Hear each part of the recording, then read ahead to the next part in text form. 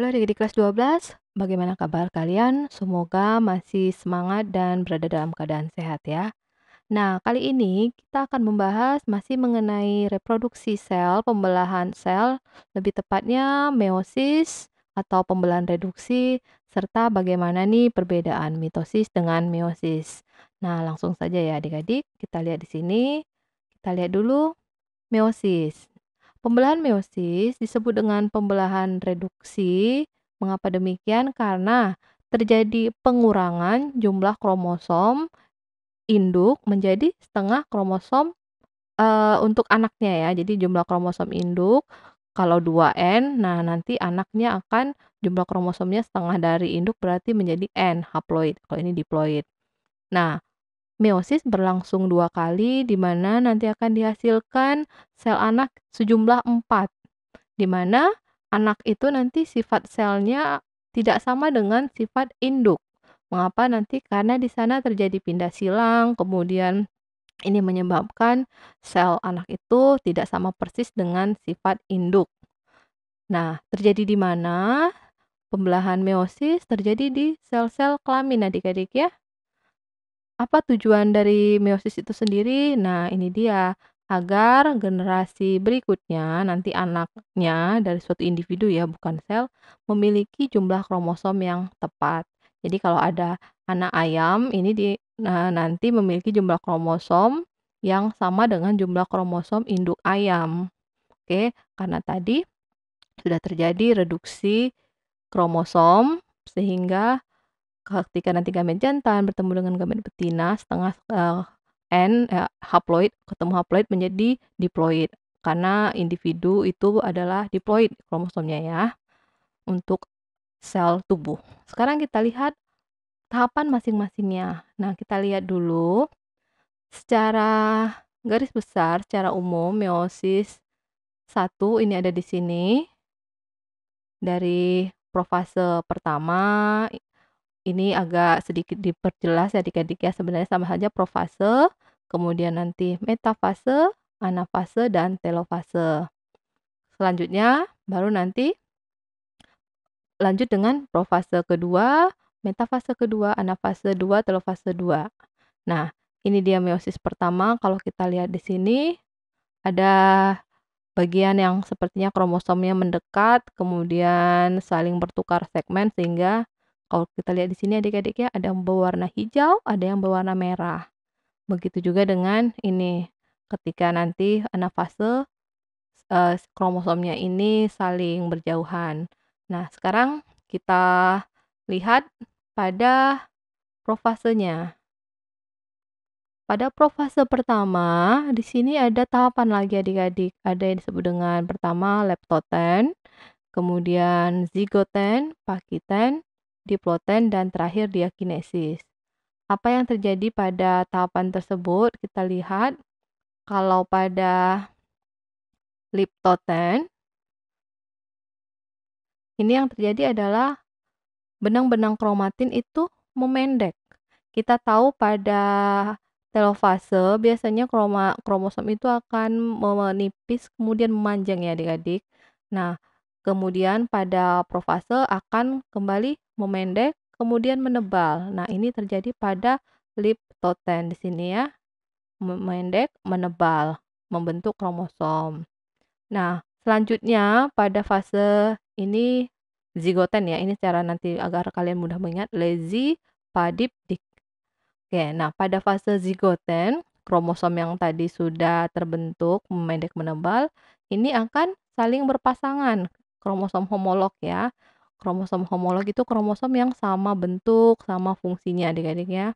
Nah, berpasangan membentuk nanti yang disebut dengan sinap atau sinapsis ya. Ada pelekatannya di sini adik-adik ya. Nah, kemudian lanjut kepada pakiten. Kita lihat di sini ada yang mulai mendekat di sini. Oke, di sini ada proses yang disebut nanti dengan pindah silang. Kita lihat pada pakiten terjadi duplikasi kromosom dan terbentuklah tetrat. Oke, di sini tetrat ini berarti ada 4 adik-adik ya, 1, 2, 3, 4. Dan sudah mulai terjadi sebenarnya pindah silang. Namun pindah silang itu semakin jelas terjadi pada fase diploten ya, karena di sana kiasma atau kias matanya sudah terbentuk dengan sangat jelas. Tapi pada Pakiten sudah mulai terjadi pindah silang sebenarnya adik-adik ya, atau crossing over. Nah, setelah itu lanjut pada fase diakinesis. Apa yang terjadi di sana? Membran inti akan hilang. Kita tahu memang nanti membran inti menghilang, kemudian benang spindle mulai terbentuk. Jadi pada profase, lebih tepatnya nanti pada fase diakinesis lah membran inti akan menghilang serta benang spindle mulai terbentuk pada saat meiosis pertama ya adik-adik. Nah, sekarang kita lanjut. Ini fase berikutnya adalah metafase ya. Ini metafase pertama. Tadi profase sudah selesai. Nah, kita lihat di sini kromosom homolog tadi kan tetrat ya. Satu karena memiliki 4 tangan tuh 2, 3, 4. Nah, tetrat atau kromosom homolog ini berada pada bagian bidang pembelahan. Oke, ekuator, ada di tengah. Nah, benang spindle ini tadi semakin jelas karena sudah terbentuk tadi sebenarnya pada fase profase. Nah, di sini sudah semakin terlihat dan benang spindle ini menempel pada 2 sentromer ini ya. Sentromer dari kromosom homolog. Sebenarnya hampir sama dengan mitosis, hanya beda nanti ini bentuk kromosomnya ya. Sebenarnya tahapan intinya sama. Nah, anafase pertama kromosom homolog menuju kutub berlawanan. Sekali lagi, kromosomnya ini yang berupa kromosom homolog yang menuju kutub berlawanan. Dan sentromer di sini tidak membelah, oke, sehingga masih kromosom homolognya ini tidak membentuk kromatid nanti ya. Nah, benang spindle mulai memendek, makanya si kromosom homolog ini bisa menuju kutub berlawanan tadi ya, semakin ke sini, menarik tetrat. Nah, makanya terjadi reduksi kromosom. Sekali lagi karena kromosom homolog ini yang nanti akan terpisah. Nah, lanjut setelah anafase adalah telofase adik-adik ya. Di sini apa yang terjadi? Membran inti terbentuk kembali, kemudian terjadi pembelahan sitoplasma atau sitokinesis. Dan kromosom yang sudah mengalami reduksi tadi, masing-masing kromosom ini terdiri dari 2 kromatid. Oke, kromatidnya ini dan ini ya. Jadi telofase pertama berarti meiosis pertama selesai. Sekarang kita lanjut kepada meiosis kedua. Nah, dia mirip dengan mitosis tapi di sini akan memisahkan kromatid ya adik-adik ya. Ini kalau kita lihat tadi ini yang masih meiosis 1. Oke, ini hasilnya tadi. Oke, ini kromosom homolog yang mengalami pemisahan. Ini homolognya terpisah. Nah, selanjutnya nanti yang dari ini yang akan dipisahkan kromatid ya. Jadi memisahkan kromatid. Ini untuk meiosis kedua. Nah, tahapannya kita lihat hampir sama juga. Pada profase biasanya kromosom kembali memendek, menebal. Oke, ketika tadi telofase kan di sini biasanya kromosom kan memanjang. Nah, di sini kromosom memendek, menebal, dan membran inti kembali hilang, benang spindle terbentuk. Mengapa? Karena nanti ini akan menarik kembali ya si kromosom. Nah, pada metafase kedua, sama biasanya kromosom itu ada di bidang pembelahan. Ini dia. Kromosom mengatur diri pada bidang ekuator dan bidang pembelahan, dan sentromer ini diikat oleh spindle pada sentriol. Ya, sama pokoknya si kromosom ada di bidang pembelahan, ada di tengah. Selanjutnya, anafase kedua, benang spindle ini memendek sehingga menarik kromatid ke kutub berlawanan.